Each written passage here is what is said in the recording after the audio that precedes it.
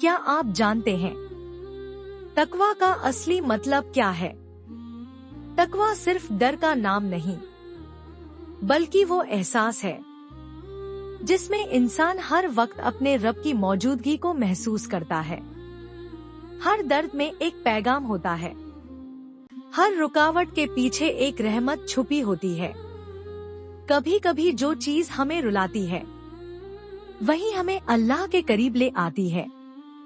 बस जरा सब्र रखिए, क्योंकि सब्र करने वालों के साथ खुद अल्लाह होता है। और याद रखिए, जो अल्लाह पर भरोसा रखता है वो कभी नाकाम नहीं होता। अगर आपको भी ऐसा महसूस हुआ है तो कमेंट में लिखिए अल्हम्दुलिल्लाह।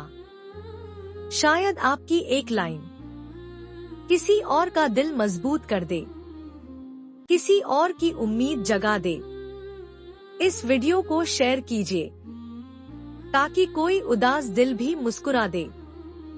लाइक कीजिए, शेयर कीजिए और सब्सक्राइब कीजिए हमारे चैनल को, ताकि आपका दिल रोज थोड़ा और रोशन हो जाए।